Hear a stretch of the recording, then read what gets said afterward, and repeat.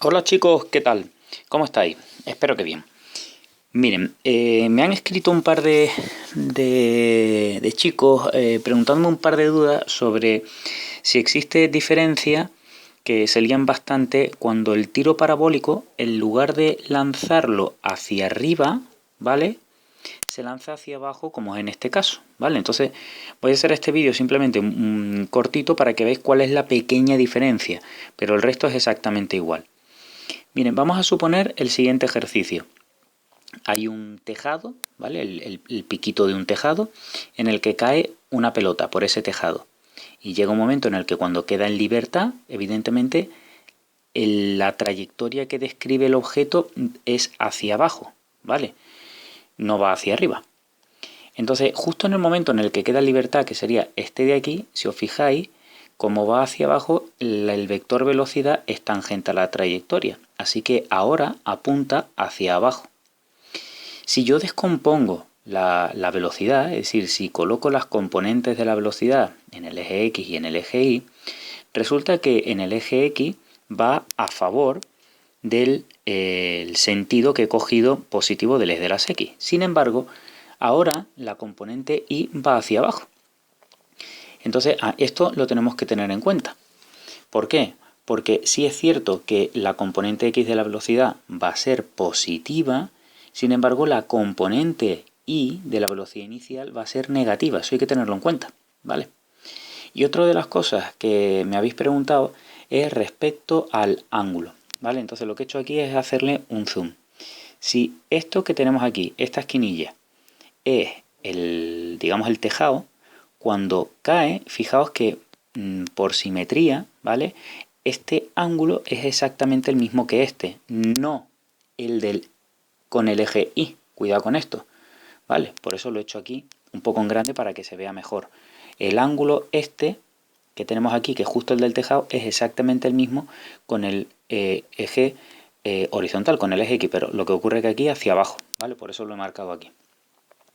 De aquí en adelante el problema es exactamente igual que uno parabólico. Tendríamos en el eje X el movimiento rectilíneo uniforme, pues su ecuación de movimiento, ¿vale? La posición inicial en este caso 0, la velocidad inicial pues será 10 por el coseno, ¿vale? Porque es la componente, en este caso he puesto el ejemplo de 30t, pues eso me quedaría 8,66t. En el eje Y lo mismo, movimiento rectilíneo uniformemente acelerado. Posición inicial, pues aquí le he puesto al ejercicio 40 metros de altura, ¿vale? Este de aquí. Pero ahora aquí donde viene la diferencia. Ahora la componente Y es negativa, ¿vale? ¿Por qué? Porque justo lo que hemos comentado antes, va hacia abajo, ¿vale? Así que será menos 10 seno de 30t y 0,5 por 9,8 menos 4,9t cuadrado. Y aquí tendríamos la ecuación de movimiento en el eje Y, ¿vale? Y el resto es exactamente igual. A medida que el cuerpo va avanzando en la trayectoria, evidentemente en la componente X, si os fijáis, he intentado representar ese vector del mismo tamaño, no varía, y donde sí va a variar es en la componente Y, como consecuencia que la gravedad lo acelera, ¿vale? Hacia abajo. Y por eso el módulo del vector, ¿vale? Va cada vez más rápido, lógicamente. ¿De acuerdo? Es muy sencillito, es simplemente que esto lo tenemos que tener en cuenta, ¿vale? Dependiendo si se lanza hacia arriba o si se lanza hacia abajo, la componente X e Y hay que tenerla en cuenta, ¿vale? Otro de los casos que me está viniendo ahora a la cabeza es si, por ejemplo, imaginaos que tenemos un camión, lo voy a hacer aquí en chiquitín, ¿vale? En el que una de las ruedas, ¿vale? Tenemos el camión, una de las ruedas, pues coge una piedrecita y la lanza hacia detrás, es decir, la lanzaría así. Si nosotros el sistema de referencia lo cogemos, por ejemplo, así, ¿vale? Fijaos que nuestro vector velocidad ahora iría así. Este sería el vector velocidad inicial. Así que tendríamos la componente x de la velocidad y aquí tendríamos el v sub 0 de x y luego hacia arriba tendríamos el v sub 0 de y.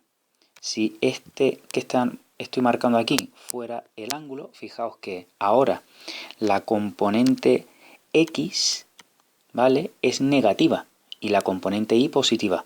Por eso esto hay que tenerlo en cuenta en función de hacia dónde vaya ese objeto. Pero os estáis dando cuenta de que al final, visto un par de ejemplos diferentes, ya el resto es de sentido común, ¿vale?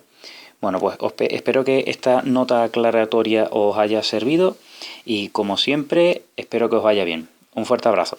Chao.